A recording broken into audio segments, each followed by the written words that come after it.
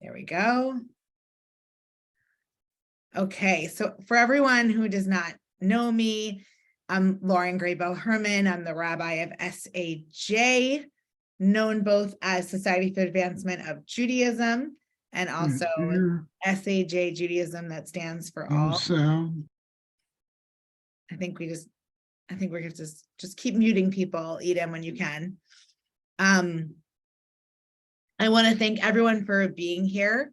I'm very excited to see folks from the movement. I'm excited, of course, to see Mim Eisenstein about his program Connected to Your Father. I don't know if your sister's here too.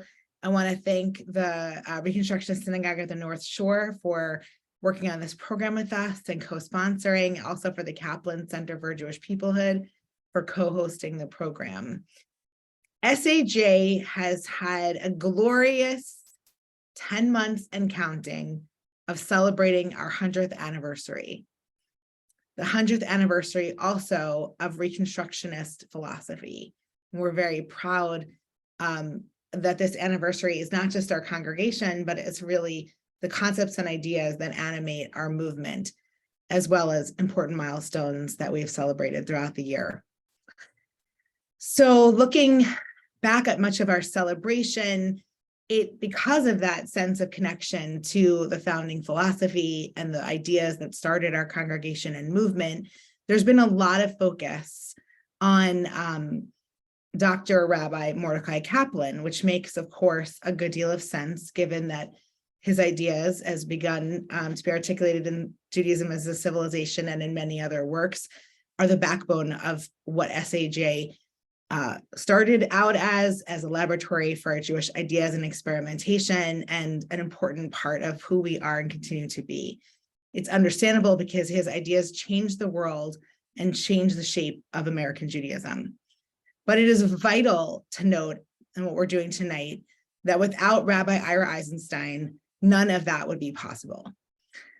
It would be very unlikely we would be able to have those kinds of conversations about those Reconstructionist ideas, philosophy, and practice without Ira's extraordinary contributions to SAJ and to, of course, as the founder of the Reconstructionist movement. So we're going to hear more about the history later, but I just wanted to note a few things. And I brushed up a little bit on my history of Rabbi Ira Eisenstein by glancing again at his amazing autobiography. Rabbi Ira Eisenstein was brought to be the mentor, brought by his mentor to be the first executive director while Ira was still at JTS of SAJ. Ira gave up a much more lucrative opportunity to serve then afterwards as the assistant rabbi and do the very non-glorious job of running the institution while Kaplan finished his magnum opus, Judaism as a Civilization, and also covering for him for 2 years while Kaplan left to teach in Israel for 2 years in 1937. He eventually served SAJ fully continued in the role of assistant rabbi and then as rabbi in 1945 to 1954, and then moving on to Chicago and the North Shore, and we'll hear more about that. Ira, of course, made it possible for all those outside of a small corner of the Jewish world to fully understand, integrate, and the emerging reconstruction of Judaism. And I know this is going to be discussed more from his contributions to the journal, to the founding of the college, and much more. I'm always struck that Ira's autobiography is called Reconstructing Judaism, an autobiography, that his very life work and his very life are integrated into this movement building is a testament to his incredible dedication.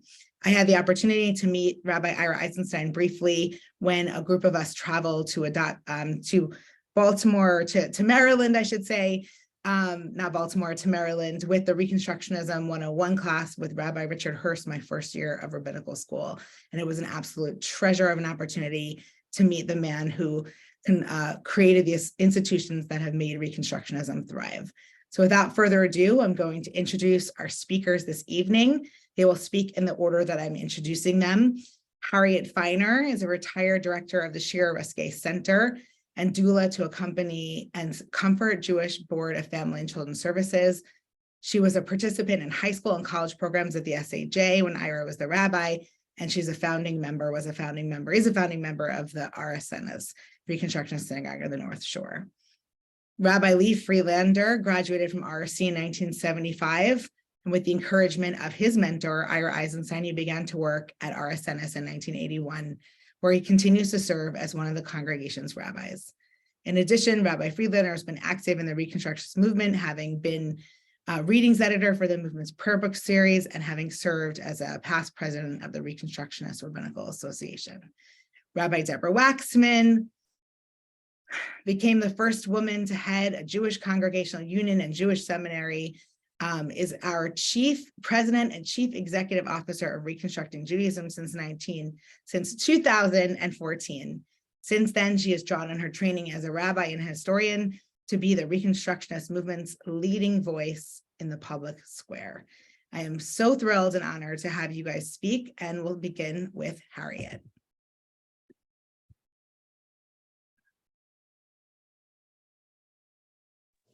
Harriet, you have to unmute. No, I'm unmuted. I'm not muted. Hello? Okay? Yeah. All right. I said, I guess I'm the first speaker because I've got the longest memory. At any rate, it all began when a friend brought me to the SAJ when I was about 15 years old. I came from a secular Yiddish Zionist family with very strong connections to Judaism, but little or no content and even less observance. At the SAJ, I met Ira and joined a youth group led by him. I can't recall the specific contents of the discussions that we had, but I do remember the warmth, the sense of belonging, and the informality of the group. The sense of informality with Ira was such that there was total respect for him. We called him Ira, not even Rabbi Ira. It was just a very informal kind of warm group. But in that group, I came away, I think, knowing something of the meaning of Reconstructionism, which didn't conflict with my secular, or I didn't feel that it conflicted with my secular upbringing. In fact, I always thought that if my father had known, I think had known about Reconstructionism in his younger days, then he might well have been a Reconstructionist.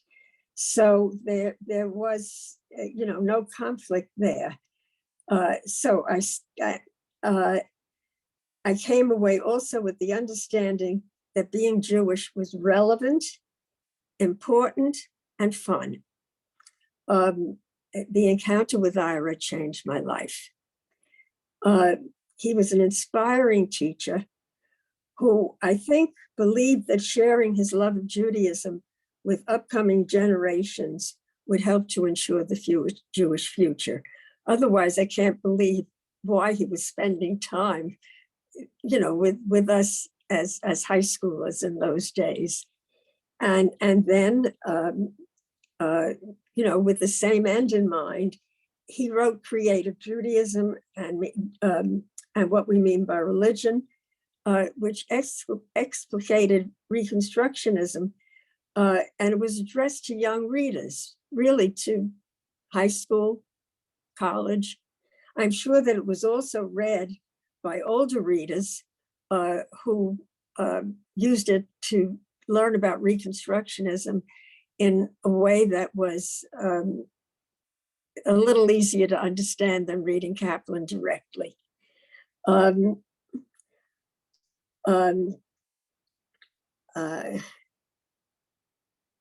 few years later, just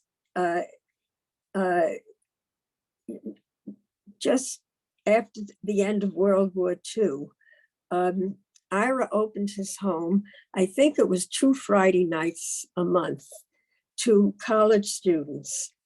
About 50 to 75 young people gathered there each time. And each time it got bigger because everybody who came invited friends.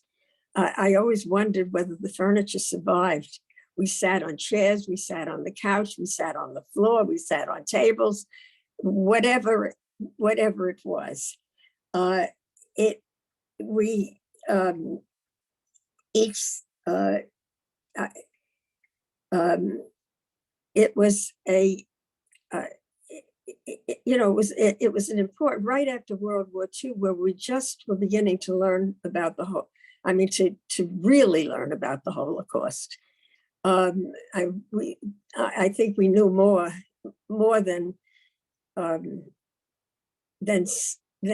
some say, even earlier, but that was certainly on the agenda of our conversations. The future of what was then Palestine, because Israel had not yet been born, was also very much what that would be like. Were what some of the that's my phone conversations were about. It's just going to call from oh, it's going to drive. Turn it off. I hope they don't leave a message.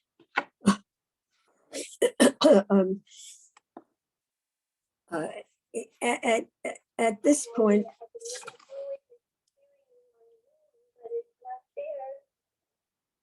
someone is saying something about seeing me on Zoom, but it's not there. Whatever, it is here. We're proof.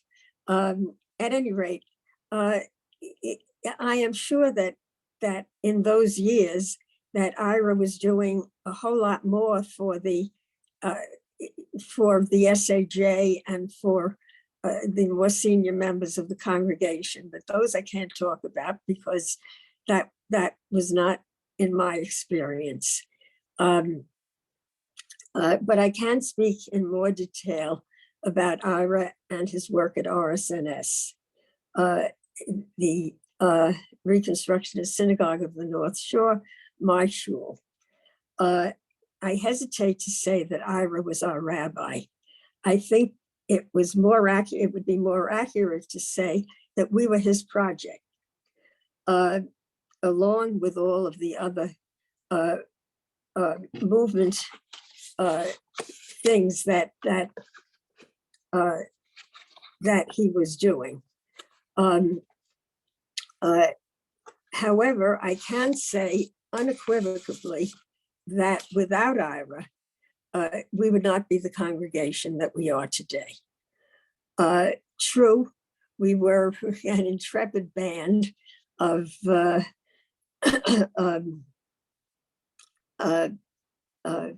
people trying to build a congregation that would meet our intellectual, spiritual needs, as well as educate our children. And in a way, educating our children came second to meeting our own needs. I mean, that was the history of our congregation.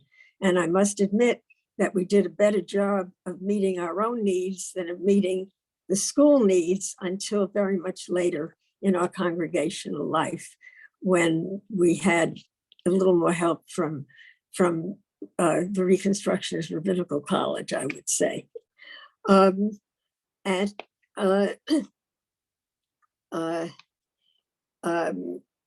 Without Ira, who was really a consummate teacher, we would not have grown as we did. In addition, we owe Ira for establishing the college, which then provided us with the leadership that we had after he retired from our synagogue, which was really only after he had a heart attack and on Rosh Hashanah, right? Erev Rosh Hashanah.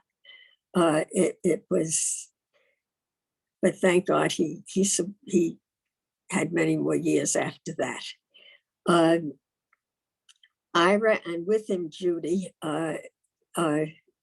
Kaplan Eisenstein, his wife, obviously, came to RSNS every other weekend. I asked two couples who were there in the early days of Ira's time at RSNS to share some of their recollections. And one replied immediately, God came every other weekend. Both said, imagine, they came to our home for dinner. Even God came to our home for dinner. And then both said, we came to love them, and the children came to love them as well. They came every other weekend and ate at a different congregant's home every Shabbat, every Friday night. And at many of our homes, prior to COVID at least, we never cut a challah. We always broke the challah and threw a piece to everybody at the table. Why? We don't use a knife because it could be used as a weapon, but that's not really the reason. Really, the reason why is that was how Ira did it. Nancy, do you remember Ira throwing? Okay. Anybody else here who remembers? I don't know. I can't see everybody. Miriam and Carol, Mim and Carol are saying yes. Right, Yeah. right. All right. Though they were only with us for a limited time, each weekend, they quickly became part of the community. I say they because they were a team. Judy taught us music, and we became a singing congregation. We really were a really singing congregation.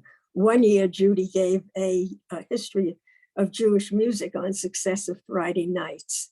It was wonderful. We learned about Sephardic music, and we learned about Ashkenazi music, and we learned that sometimes the songs we sing were really beer songs in Germany at one time, or whatever it was. At any rate, every Friday night, we davened largely in song, and then Ira spoke, always without a note. He spoke about an issue that was currently important to the Jewish community, and then he encouraged a discussion. We didn't need too much encouragement. There was always a lively discussion, and in the end, Ira summed up, and what a summation it was. He would pull together an organized statement, including all of the points that had been made, and analysis, cogent analysis of the issues at hand. It was really astounding because it never a note, and always organized like an outline.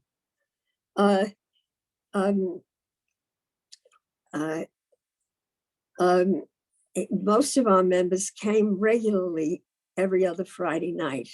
We came to sing, we came to discuss, and as time went by, we came to see our friends. And among our friends, I think, were Ira and Judy very much. Soon after coming to us, Ira started a Shabbat seminar. That seminar at noon, it was on noon on Shabbat. I think we would bring lunch with us sometimes. I'm really not sure about, don't remember that. I'm pretty sure we brought lunch with us. And we studied different themes each year, a different theme each year: philosophy, history, Zionism, Talmud, and on every year that Ira was with us. And that seminar continues to this day, and it continues to be well attended. So it was a really wonderful experience. In those little weekends, every amount of time was used. When the bar mitzvah families expressed, I think Terry Wolf was the one who expressed a need to get to know Ira better, and he found time to meet with the bar mitzvah families. We used to have a synagogue weekend. I forgot what we called it, this Shabbaton or whatever we called it at this point. But Ira and Judy would come to those, and they were wonderful opportunities to get to know one another and to get to know Ira and Judy even better in an informal setting. He lent his dignified presence and gave testimony at a village hearing when we were involved in a lawsuit around permission to use property that we had bought as a synagogue. That case went to the Supreme Court turned it down because it said it had already really been decided, and we won the case. But by that time, we had outgrown the space that we had bought. So that was both the good and the bad of it. I guess that it enabled us, when we sold it, to buy the next site, which was a little bit bigger. But we were so proud of him as our spokesperson. He came with such dignity and such an ability to say what needed to be said. Harriet, yes. Can I ask you to wrap up? I have to wrap up. Okay.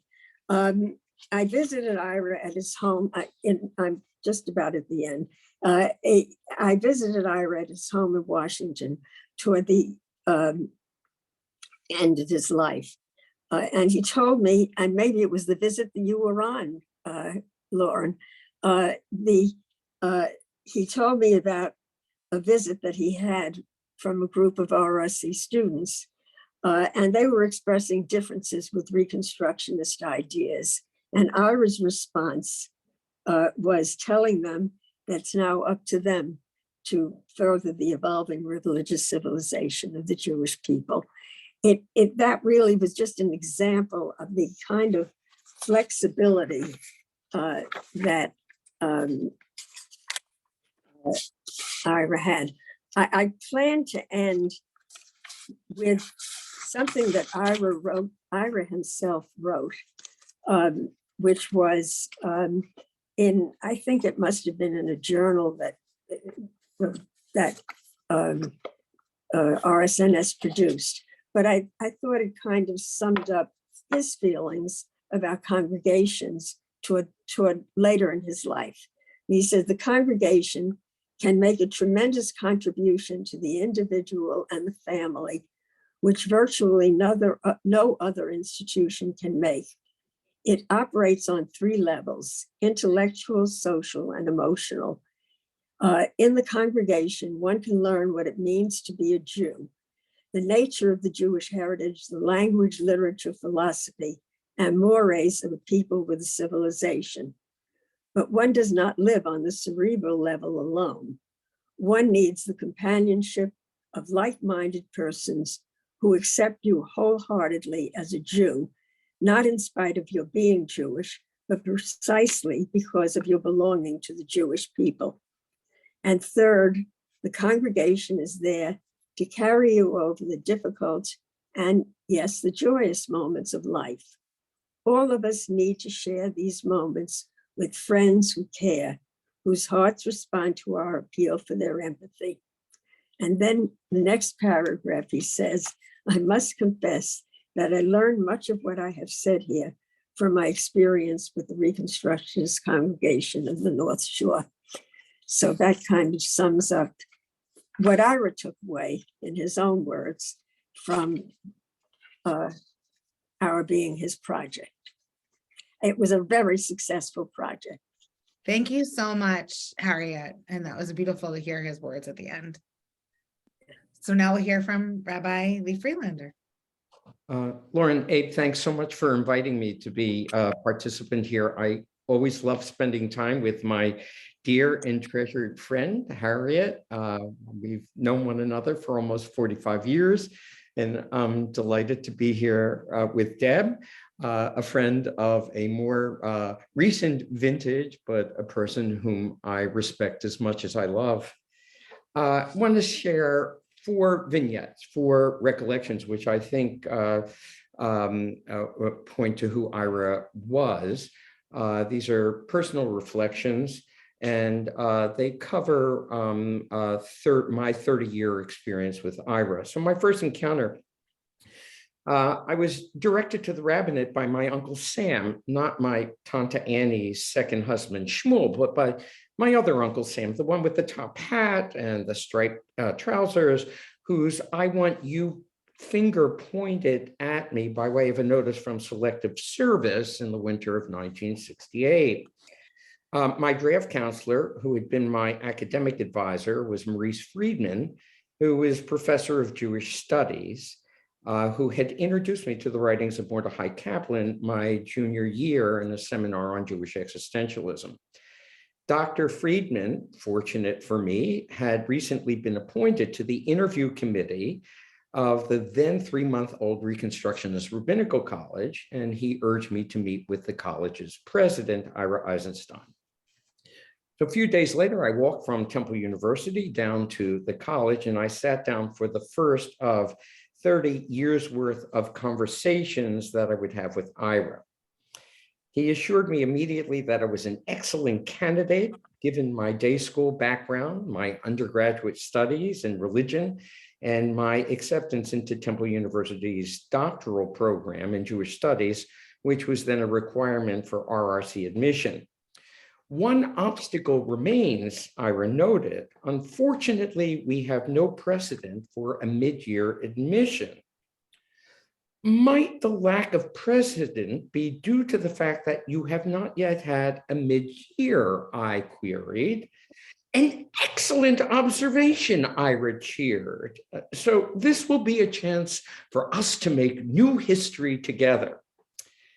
Ira directed Rabbi Arthur Gilbert, the college's dean, to convene a meeting of the admissions committee a week later, in preparation for which I reread Judaism as a Civilization and The Greater Judaism in the Making and the Meaning of God in Modern Jewish Religion, supplemented by 12.5 pamphlets written by Ira on a variety of subjects regarding Jewish beliefs and practices. This proved to be completely unnecessary, inasmuch as the members of the committee were more interested in my talking about me, especially how I reconciled my Orthodox Talmud-based Jewish elementary education with my growing up in a secular Jewish household, and how my studies in Zen Buddhism inform my allegiance to Jewish peoplehood. Ira was silent for the entire hour and a half until Rabbi Gilbert called for final questions. After clearing his throat, Ira asked me to account for what he called the stain on my academic record, a C in golf. After defensively noting that the grade was not figured into my cumulative average, I confessed I just wasn't very good at the game, and I didn't know well enough to cheat. This, Ira declared, is an excellent quality to have in a rabbi. And my acceptance to the college, signed personally by Ira, arrived 2 days later, setting me on the path toward becoming who Ira would help me be. Sitting at that interview, I could not have imagined that 12 years later, I would be chosen to serve as rabbi of the Reconstructionist Synagogue of the North Shore. I hadn't considered applying for the position when it came on our Rabbinical Association's placement list. The congregation had what might be called a reputation. Besides, it had been and was still in spirit and devotion Ira's congregation, and following Ira was, I thought, hubristic. But Ira urged me to apply. But they're too smart for me, I argued. You're smart enough, he countered, and you have so many interests in common with them: art, music, dance, poetry, and a critical reverence for the New York Times. And this follows what Harriet said. In addition, Ira told me, if you go to the North Shore, You will always eat well. So everything that Ira said proved to be true enough for Joy Levitt to place her trust in the community 3 years later by joining me in a venture that we called 2 Rabbis in 3/4 time. But I had a crisis in faith the second Rosh Hashanah of our joint rabbinate. To mark the formation of a commission to produce a new Reconstructionist prayer book, Joy and I presented 2 positions regarding liturgical reform that year. On the first day of Rosh Hashanah, Joy advocated for liturgical conservatism, while I championed its radicalization. On the second day of Rosh Hashanah, I gave an excursus on the evolution of Avinu Malkeinu, and then asked people to think about the prayer by posing a few questions. Should we dispense with prayers that may have been resonant to our ancestors, but are no longer relevant to us? Should we not say what we mean and what we believe in both Hebrew and English? Must our prayers always be consistent with Reconstructionist theology? I then invited people who wanted to argue for the retention of the traditional Avinu Malkeinu to line up at a mic to my right, or to assemble at a mic to my left if they felt that Avinu Malkeinu should be radically revised or even deleted. I informed the assembled that following the discussion, we would vote on how to end the service that morning. Much to my surprise, only 2 people lined up at the mic on my left, while more than 40 lined up at the mic on my right. By tampering with this prayer, you are holding a knife to the neck of God, Sam Blumenthal, the patriarch of the congregation, challenged. Since when did God get a neck? I parried pathetically. The melody, it wouldn't be Yontif without it. And the melody is meaningless without the words, a professor of literature insisted. Others accused me of metaphorically spitting on the machzor, of killing their grandparents, and worst of all for me, of lacking a poetic heart. Only 2 people to my left held their ground against the odds. Enid Klott of blessed memory, noting that her husband Bill refused to attend Yom Kippur services because of the disparity between what we espouse philosophically and what we said in our prayers, and the other, a Freudian-trained analyst who rejected a nostalgia that was not his. It didn't take me long to concede defeat and call for the congregation's vote on how to end the service. It was the year of the mystery of Edwin Drood, a Broadway play based on the unfinished novel by Charles Dickens. At every performance, the audience determined by popular vote how the play was to end. Appropriating the form and calling it the mystery of Musaf, I had prepared 3 endings for the service. Choice 1, a photocopy from a traditional machzor. Choice 2, a supplement of contemporary readings to complement our Reconstructionist machzor. And choice 3, the most radical alternative, including reformulated Hebrew, which strictly conformed to a concept of a non-personal God. Given the congregation's support for Avinu Malkeinu, I prepared myself to be transported back by the cantor to my grandfather's shtibel, but to my shock and dismay, the traditionalists voted overwhelmingly for the most radical conclusion of the service. I will not be a rabbi to a congregation of hypocrites and voyeurs, I told Joy as the pamphlets were being distributed. I'm leaving. So alone in the entranceway, I waited for someone to come after me so that I could vent my anger. But no one came. Then through the door, I heard the cantor sing the protest Kaddish of the Hasidic master Levi Yitzhak, and I remembered that I had planned this version of the service in such a way as to render the rabbi superfluous. I had so successfully edited myself out of the service that no one realized I was gone. My angry departure went completely unnoticed. So where was I to go? To whom should I complain? Well, to Woodstock, to my rabbi, to Ira, the religious naturalist who had weaned generations of Jews from the irrationality of pre-modern theological supernaturalism. Surely he would understand my position. When I finish my whiny narrative and my third piece of pie, thanks to Judy, Ira declared me to be an idiot. Reason is not what people want when they come to shul on Rosh Hashanah and Yom Kippur. It's not what I want, and I suspect it's not what you want either. What they want, what they need is community with the people sitting next to them and with those who are with them and their memories of them. They need to know that they're still connected with the God of their grandparents, the God who lives in the melodies and the words that they sing, even if they no longer believe in that God. Judaism will evolve and needs to evolve, but it still must touch the heart, even when it's inconsistent with the head. Don't tinker with what the soul needs now and again, thinking of it as leavening for the intellect. Don't trade one orthodoxy for another, he instructed. The last time I saw Ira at the Rabbinical College was at the dedication of the Savad Library Center. Ms. Savad, who had provided the major funding for the library, sent her grandnephew to speak on her behalf. Every Sunday, my Aunt Goldie and I have blintzes and sour cream at a deli in a DC suburb, he began. This past Sunday, I suggested a more elegant alternative, given that we were celebrating her 92nd birthday. What's the matter, she asked me. You don't like blintzes all of a sudden? And so we lunched on blintzes again this past Sunday. So Aunt Goldie, what should I say to the nice people with the dedication? Tell them that when I came to America, the eldest of 6 children, I wanted to go to law school, but I had to go to work to help my widow mother.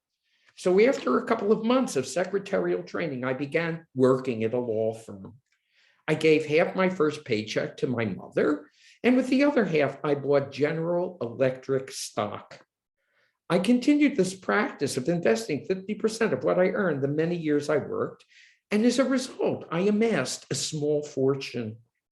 My pledge is to give it all away before I die, and I'm delighted to give some of it toward training rabbis for a Jewish future. Ira was the last to speak that day. As always, he basked in the wonder of it all. When we started the college, I never dared dream that we would ever dedicate such a building for our library. We didn't know if we would survive even a single year. It's truly, can I say, miraculous that we are here on such an auspicious occasion. I have, of course, prepared remarks, but I'm putting them aside to address Ms. Savitz's great nephew directly.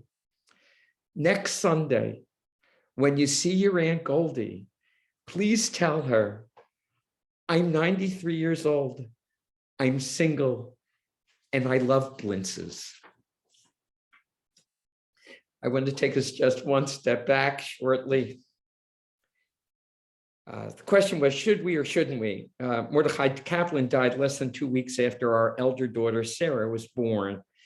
Unprepared to leave her, Joy and I had to decide what to do about Shiva. If we brought the baby, would people judge Sarah's presence to be inappropriate or disrespectful? And she might, for the first time in her life, become fussy. So we worked out a plan for me to make a quick getaway with the baby if necessary. Judy was the first to spot us when we entered the apartment. She was stoic and practical as always. I'm almost 80 years old and already I'm an orphan, she stated sardonically. When Ira caught my eye and saw the baby, he pushed Judy aside. Never mind you, he said to me. Hand that baby over now, he demanded. Holding Sarah against his heart, he mused, look at this ear.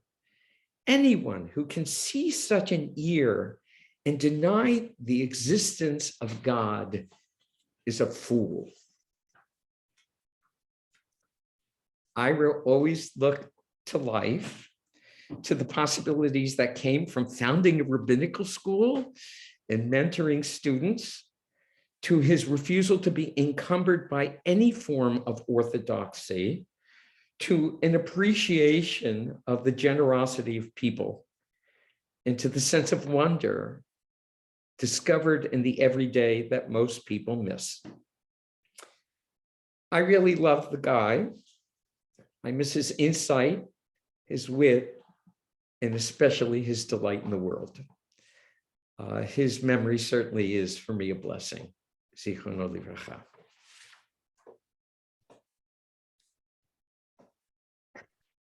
Wow. Wow. What an honor and a delight to be a part of this program, and to follow both Harriet and Lee, who have been my teachers and my guides, both about the larger Reconstructionist movement and about RSNS. I'm going to start as an historian, and I'm going to end as movement leader. And one of the reasons I'm going last partly is to kind of zoom out, and because of the three of us, I'm the one who knew Ira the least. But I started to weep when Lee told the story about the dedication of the library, because the library is dedicated in October of 1999. I graduated in 1999 and began to work as the assistant to the president, and planning that library dedication was one of the very first things I took on as a baby rabbi, a graduate of RRC. And that was the first time that I met Ira and got to create this structure for him. And there's a photo of him hanging the mezuzah on the Kaplan Library, and with me standing behind him holding up the mezuzah. So it's a very dear memory for me. And Lee, your memory is just extraordinary. So how do I zoom out? Just a little bit of the transition. I want to move that Harriet and Lee provided these gorgeous, gorgeous anecdotes, significantly focused on both the RSNS and on the Rabbinical College. And I want to both, and I think that, Harriet called RSNS Ira's project. And I think that that's exactly right. That part of his strength as a leader was to be able to move from the very particular to the systemic, and back and forth, and be fully present in both.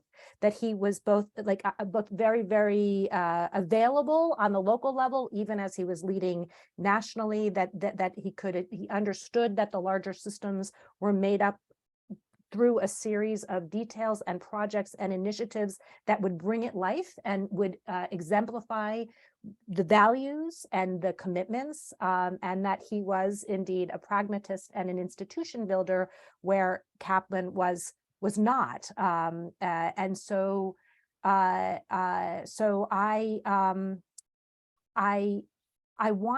so grateful for this opportunity, because so often Mordecai Kaplan was so outsized in his person and in his thinking that he dominates, and he stands in for the establishment and the early years of classical Reconstructionism.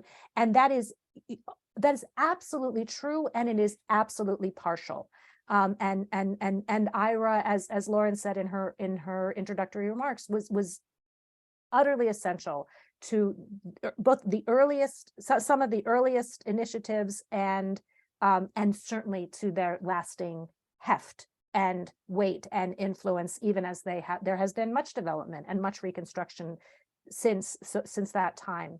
Often in my scholarship, and even in my more popular writing on behalf of the Reconstructionist movement, I try to use the language of the circle gathered around Mordecai Kaplan. And the names are, some of them are known or less known. There is Eugene Cohn. Actually, finally, I read so much about Cohn, the Kaplan's, I think, possibly closest writing partner in a lot of his work, that I had no idea what the man looked like, and I was certain that we had photos of him in the archives, but didn't know how to identify him. And Mim recently sent me some pictures to help narrow him down. There's Milton Steinberg, well known. There are other the educator Albert Skolman, major figures like philosophers Horace Callan or Sidney Morgenbesser, or like a Jewish communal leader and cabinet secretary Philip Klutznick. All these big figures gathered around him at different times, and always Ira really driving it forward. So I just want to highlight, and they've really been significantly alluded to here, the several roles that Ira played in the establishment and in the articulation of Reconstructionist Judaism. He was translator and interpreter and influencer and defender an expositor par excellence. He was the founding organizer of the journal, The Reconstructionist. Kaplan was the chair of the editorial board, but the first meeting was organized in that executive director role by Ira, inviting people together, and he took notes. And he was a regular editor. And one of the things I love at the college, there is a bound collection of the first years of editorials, which were notably unsigned, but Ira initialed the ones that he wrote, and he wrote a very significant percentage of those first editorials. Harriet mentioned Creative Judaism, which was a popular and indeed far more accessible articulation of the ideas included in Judaism and Civilization. It scans very precisely to the table of contents and is synthesized and written in far more accessible language. He was one of the articulators of the Guide to Jewish Ritual Usage, which was the precursor to all of the ethics work that has emerged out of the Reconstructionist movement over the decades. And when that project, which really was a significant break away from conservative halakha, Ira was and Kaplan, even as it was a collection of people who wrote it, Kaplan came under attack, and Ira was the primary defender there. And when the cherem was handed down in 1945, and in addition to his own articulations and these defenses and these explications of Kaplan's work, he really also, in really important ways, furthered and refined some of the ideas that Kaplan was putting out, and you can trace through. There's a beautiful article that Kaplan wrote about art and aesthetics in Judaism as a Civilization. Rabbi Beck Richman laid them out at the Devar Torah on Friday night at convention. And then Ira wrote several op-eds furthering them and taking them further. And then you can see Kaplan integrating Ira's refinements into his later arguments and his later writings about aesthetics. So he was, in addition to this translator and defender, he also was, as has been said, a very significant spokesperson for the Reconstructionist movement, as we know, as the SAJ rabbi and the RSNS rabbi. He also, more hidden, that he was on the Rabbinical Assembly's Committee on Jewish Law and Standards. There is an unwritten book on the relationship of Reconstructionism and conservative Judaism in the 30s, 40s, 50s, and 60s.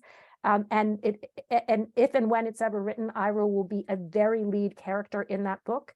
And this was the committee that argued forcefully for a changing status of women, that helped to create the takana that allowed conservative Jews to drive to synagogue. These were Reconstructionist innovations within the conservative movement, and Ira was a lead champion there. He wrote articles and editorials, books, and the pamphlets that Lee just mentioned. There were a huge series of pamphlets that were written and distributed to soldiers during World War II, and Ira is one of the primary writers of those pamphlets. Shapers of Reconstructionist conferences where ideology and ideas were developed. And beginning in 1959, the president of the central organization of the Reconstructionist movement, the Jewish Reconstructionist Foundation. I want to raise up that in addition to it was the foundation that published the Reconstructionist prayer books, and Ira was, he was both an editor and part of the editorial team, and an original creator of liturgy. And I will always seize any opportunity to champion the cantatas that Ira and Judy wrote together, which I just think are such extraordinary and important examples of Reconstructionist liturgy.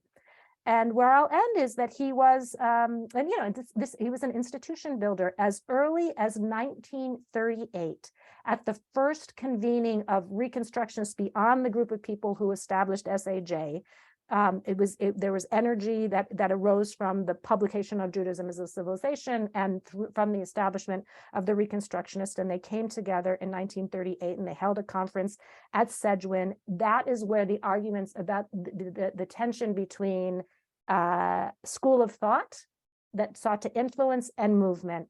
And Ira, from that point on, really was urging and building toward a more permanent establishment and structure of institutions that would foster the ideas and the people and the generation, the reconstructed generative continuing of these ideas. And so it was that this took shape ultimately, initially in the foundation, and then the Federation of Reconstructionist Congregations and Chavarot that called for the establishment of the Rabbinical College. And so so even as they have changed, and Reconstructing Judaism is a product of the merger of these previous institutions. I think we are continuing the legacy that built on the thinking of Mordecai Kaplan and the institution building of Ira Eisenstein. I will say, Harriet mentioned reflections. I'm just winding down with two quick anecdotes. Harriet mentioned that in fact there was greater awareness of the Holocaust than is popularly recounted today in those years immediately following.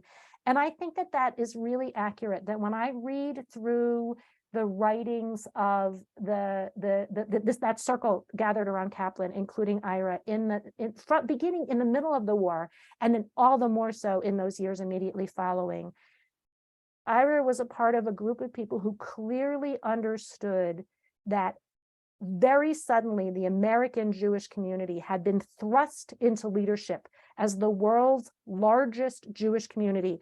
Europe was decimated, and Israel was on the horizon, but with really uncertain prospects.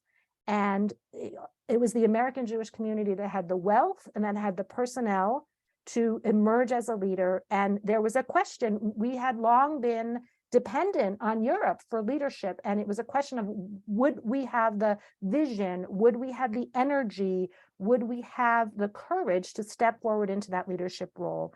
And the Reconstructionists, Ira foremost among them, understood the challenge and believed in the vision and sought to put forward ways of being powerfully American and powerfully and proudly Jewish in this new reality.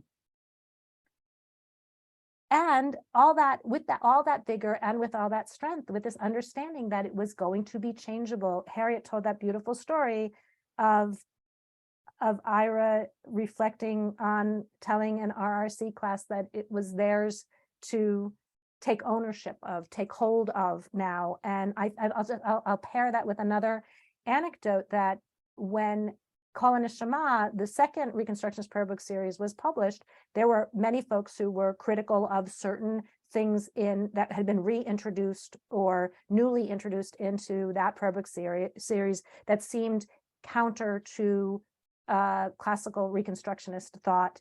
And some of them prevailed upon Ira to speak out. And David Teutsch said over and over again, Ira absolutely refrained from publicly criticizing, out of the understanding that we had to really live out that every generation has the opportunity and even the obligation to reconstruct Judaism. So I am so very proud. I'm very mindful of the fact that the name of his autobiography that Lauren held up at the beginning, Reconstructing Judaism, is the name of the organization that I have the honor to lead. He understood at all times, and he brought to life that this project is a project of action. That it is doing as much or more than anything else. And I am just so very honored to build on the legacy that he created as the president of RRC, as the leader of the Reconstructionist movement. And I am so honored to do it with you on this panel and with all of you. Thank you so much, Deborah. We are very grateful for your leadership and appreciate your perspective. Eden, can you mute everyone? Thank you. We're going to hear now from Mim. So if we can.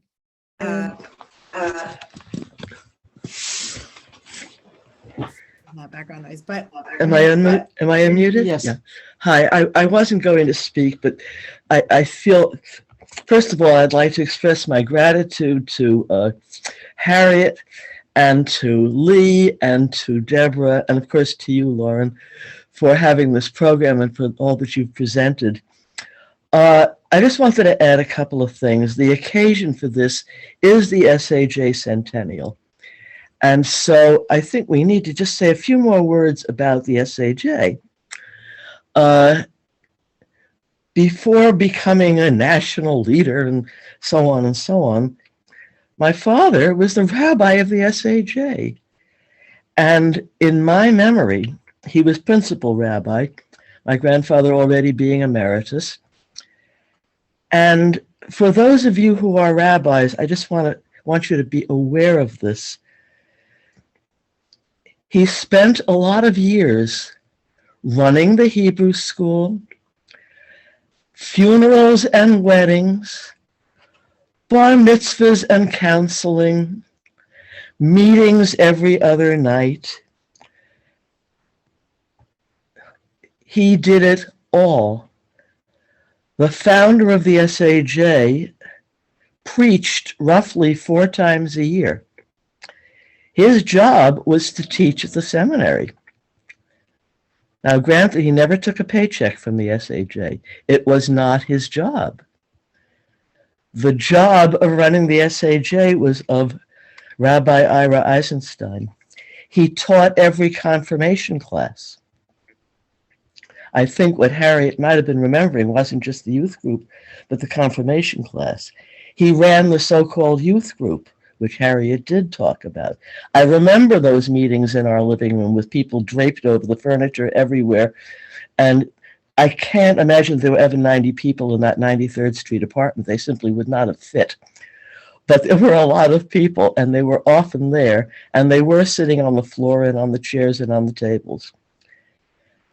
He did everything. There was no such thing as a day off between Rosh Hashanah and Shavuot.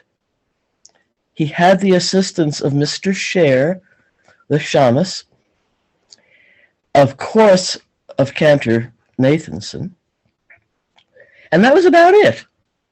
Mr. Scher and Cantor Nathanson. Everything else was done by him. Jack Cohn did come, roughly, I think it was in 47, and took over the school and took over some of the preaching. But other than that, it was all he. So those of you who are running congregations, those of you in the audience, those of you among our hosts, please understand that the work of Judaism is done in the congregations. Ultimately, that's where it gets done.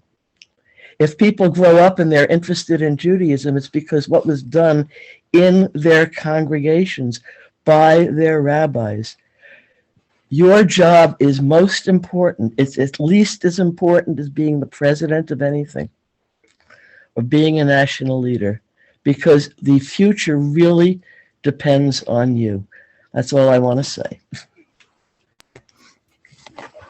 Mim, I want to. Can we mute everyone again? I don't know why this sound issue is happening. I want to thank you for that. That's so true. And when I was going through, and I commend everyone to the autobiography, I was feeling so much empathy, how difficult his job was. He had so few resources, and it was clear that he, from day one, even before he was named officially full rabbi and not just assistant rabbi, that he was doing the work day in and day out. And so really so much, it's really important for SAJ to understand that he was running the synagogue from pretty much 1930 on when he was brought in. And by the way, that is a very funny and dramatic story as well. He was brought in and Rabbi Kaplan had to say to the board, he already offered him the job, and then he had to go to the board and get approval. And the board wasn't really sure they were going to approve. And then Kaplan had to throw a fit to make sure that Ira was going to actually be hired. And it was very classic. So all these things, of course, as a rabbi of SAJ, bring great comfort and laughter to me. So thank you for that. We have some more time together, and I know there's some people who really knew Ira well. So we'd love to hear from you and open it up for another 20 minutes or so. And then we'll formally close. But if people want to continue on and chat even a little bit longer, we'll have that happen as well. I don't want to volunteer anyone, but I do know some of my professors and people who grew up at the North Shore. Someone in that Venn diagram is here, as well as other folks from the movement and mentees of his. So if anyone would like to share a story or a thought, and I think also your sister's here, Carol, if she might want to say something as well. So if anyone wants to just raise their virtual hand.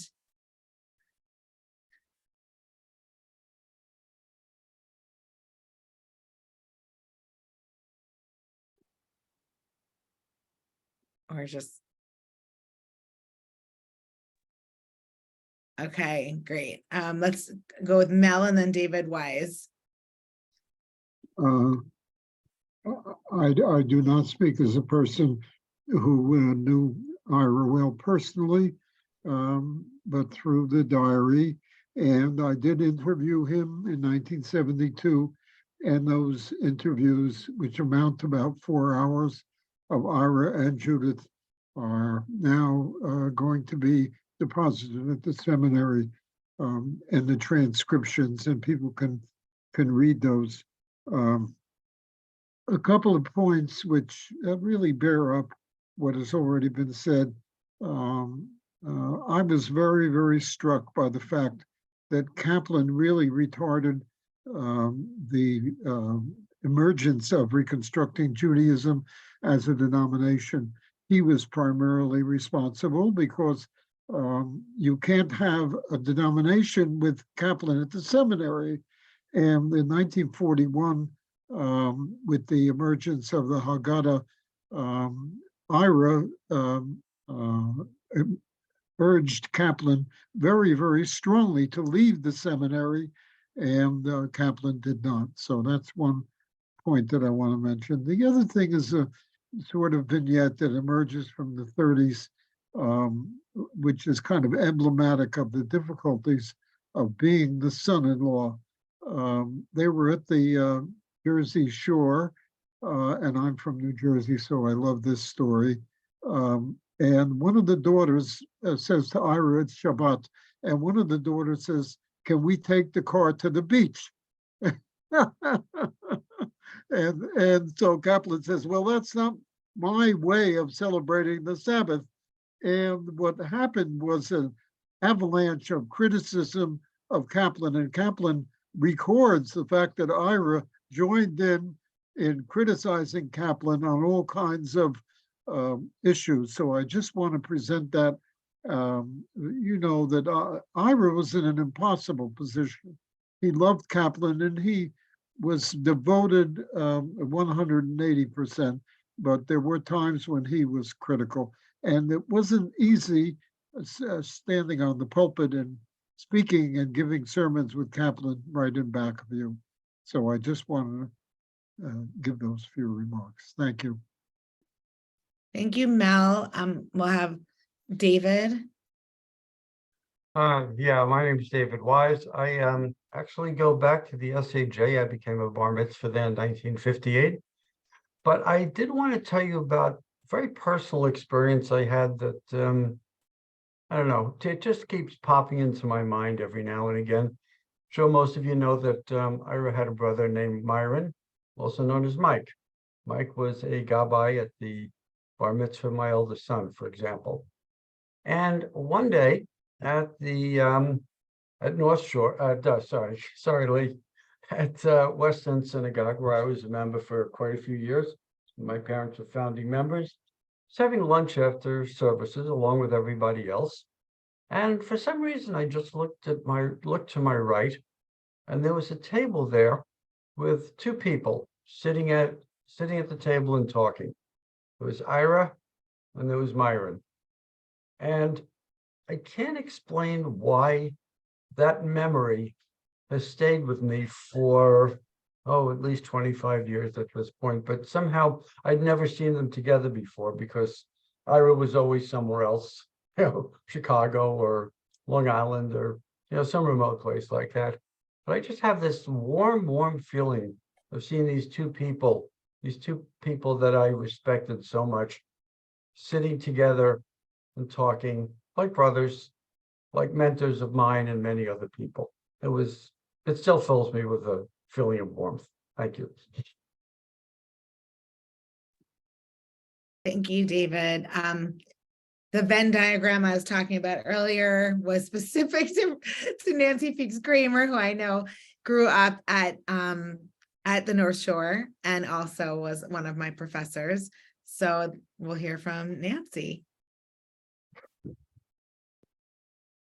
So when I was a young person, I don't think the Hebrew school was quite as bad as Harriet says. I got something out of it. Abe Klott got something out of it. It wasn't terrible. But when I was a young person, for reasons that are unclear to me, Rabbi Eisenstein did not allow us to kiss the Torah. It was paraded around. It was just paraded around, and that was it. And I was I think a young teen, by maybe, I don't remember exactly what age, but I went to some other synagogue and I saw people kissing the Torah. I thought this was really cool. This was a super good idea. And I went home and wrote a poem about it, about how I longed to kiss the Torah. And my parents, for some reason, showed it to Rabbi Eisenstein and said, look at this brilliant poem that our young daughter wrote. And Eisenstein was so impressed with it that he read it aloud to the whole synagogue. And he said, I'm very excited to share this poem with you all. We still weren't allowed to kiss the Torah. That was not allowed. But the idea that my thoughts were allowed, that stuck with me. Thank you so much. Great to see you and happy you're here. To a beloved colleague, Rabbi Elliot Skidell, we're so happy you're here to join us. Thank you, Rabbi Lauren. I encountered Rabbi Ira in a very different context.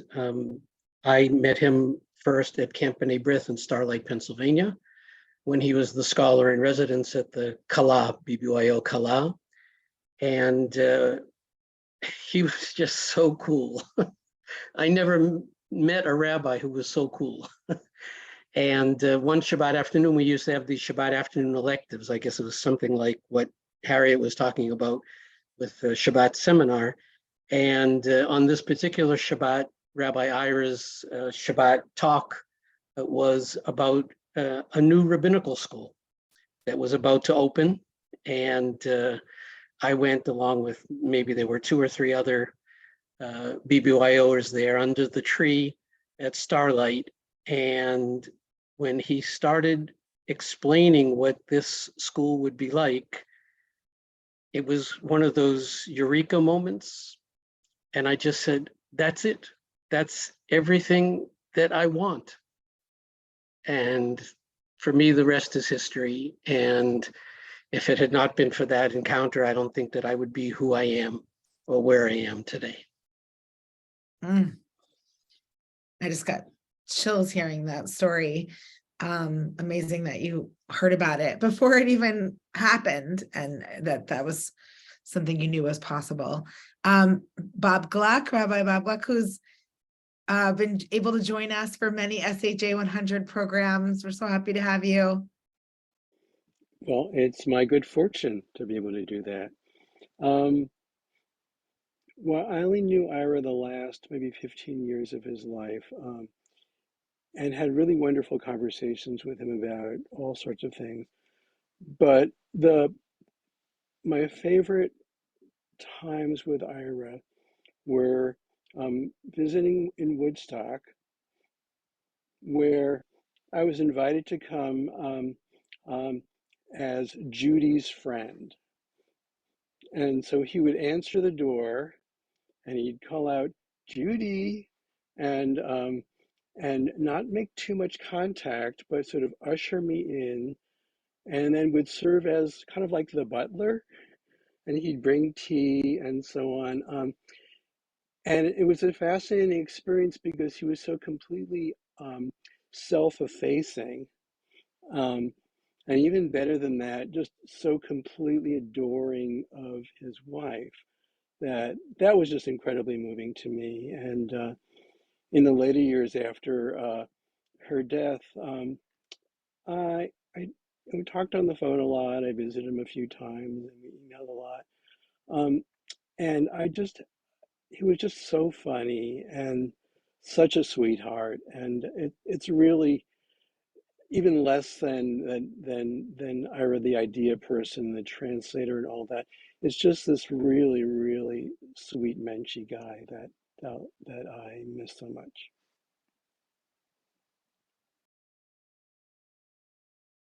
Thank you. We're joined by Rabbi Gila Langner. I'd love to hear from you. Thanks very much. This is such a sweet evening. So I only knew Ira in the last year of his life. In the September of that year with 2000, I had just decided to study to become a rabbi. And somehow I called up Ira. He was living in Silver Spring near where I live in DC. And he said, come on over, let's talk. And so began a number of months of my going over there every week to just talk philosophy with him. It was an amazing, amazing privilege. And I asked, at the time I was editing a journal called Kerem, and I asked if I could interview him for Kerem, and he said that I could write up our conversations, but I could not record him. And so I said, I would rather record you and make sure I get everything right.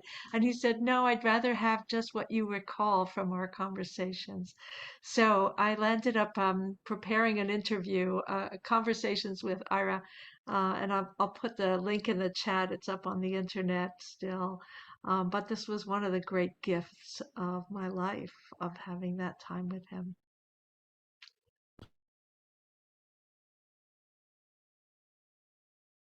Wow, thank you so much. That's amazing. Abe, I want to thank Abe because Abe is the person who enabled this program to happen. You know, a bridge between RSNS, where you grew up, and SAJ, where you are an active member, past president multiple times over, and involved with the 100th SAJ in capacity as co-chair of the overarching multi-leveled, you know, a program that we're doing.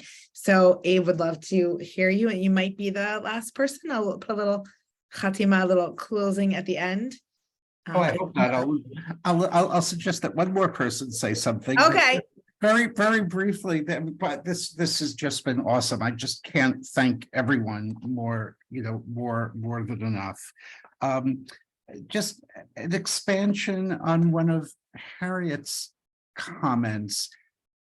My memory, Ira came to the congregation my bar mitzvah year. So I was, he was the rabbi at my bar mitzvah and then through my high school years. My memory of him is not for his interactions with me, which were absolutely minimal, but for establishing in my mind, and also his predecessor as leader, Paul Ritterband, who many people knew on this program or most people know of, the model he established in my mind of the role of the rabbi, because he had this accumulation of amazingly smart adults gathered around him who went every Friday night to hear what he had to say and to learn from him. And, as I guess Lee said, the congregation had a rep. For example, in my memory, Nancy's father, who my parents decreed was the smartest person on the face of the earth, was always there listening, to Ira. And that just really established in my mind the model of what I expected when I grew up, of what it would mean to be in a congregation and what it would mean to be in relationship of, with a rabbi, that grown-ups were there, to learn. And, I found to my distress when I came to choose a congregation as a grown-up, it was like really hard to find a congregation where, you know, rabbis lived up to that model, which was so ingrained from Rabbi Ira in my mind as a head. There's one person to whom I sent a message privately saying, oh, please tell the story you told me. So I don't know whether he wants to, but I hope he does. I see the person smiling guiltily. He could unmute.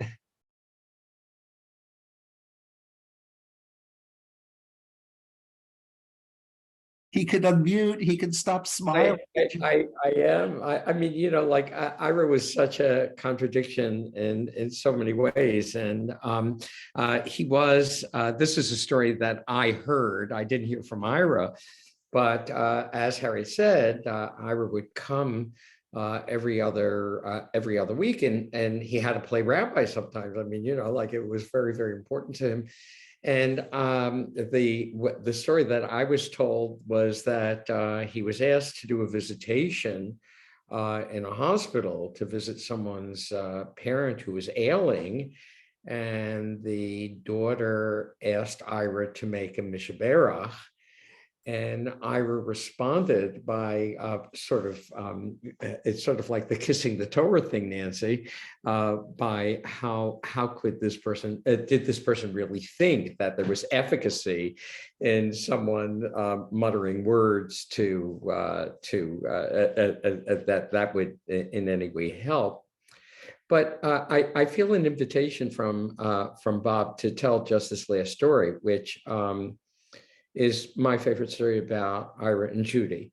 First of all, I once heard them play four-hand piano at their apartment in Rittenhouse Square, and Judy saying to Ira, Ira, darling, count, sweetheart. Can you count with me, right?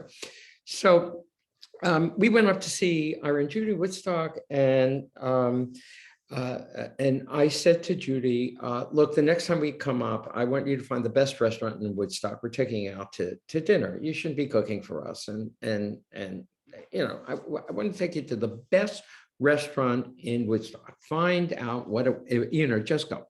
So they took us to a place that could only generously be called a roadhouse.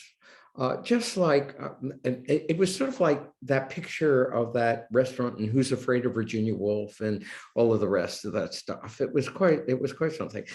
And we got there and presented with a menu, and Ira and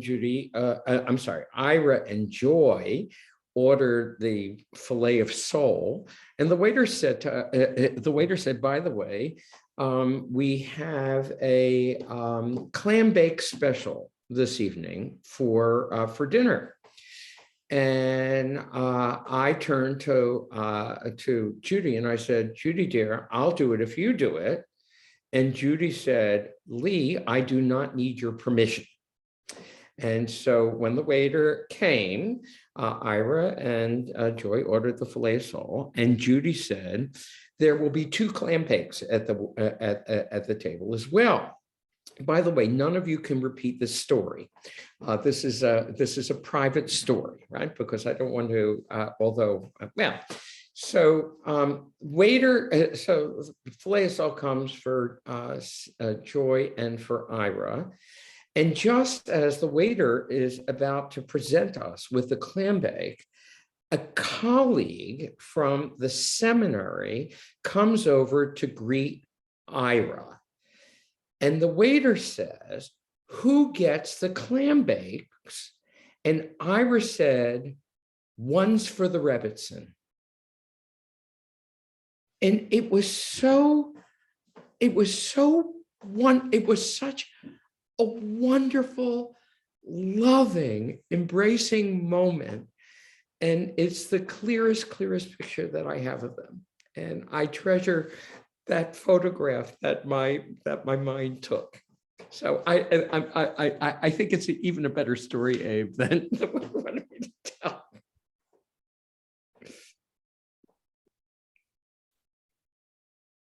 So I want to thank everyone. Thanks again to our SNS. Thank you, Harriet. Thank you, Rabbi Lee. Thank you, Rabbi Deborah Waxman, Reconstructing Judaism. Thank you to the Kaplan Center for Jewish Peoplehood for co-sponsoring this program as well and promoting it. And really thank you to everyone who decided to join this evening, those who shared stories or those who just listened. We're so grateful. And I think as we continue to experience SAJ's 100th anniversary, for those who've been part of this in some way, shape, or form, which are many, many on the Zoom, including members of the larger members of the Reconstructionist community, it's so important that we truly understand the history of a congregation, understand how it came to be what it is today, understand who gave it its character and shape, alongside the important philosophical ideas that grounded it and started it. So it's my deep honor that we have this conversation tonight and really honor Ira Eisenstein's memory and really honestly give great thanks for every single thing that he did to build this movement and to make sure that the ideas of Kaplan did not just continue to be siloed within a small wing of the conservative movement, but really truly out there breathing and evolving and continuing to breathe. And as a graduate of the Rabbinical College, I'm very grateful and proud as well. And thanks. So with that, I just want to thank everyone. If there's anything I didn't say that Abe wants to chime in at the end, please let me know. Otherwise, have a wonderful evening, everyone. Blessings for a meaningful Kislev and journey out of the dark into the light.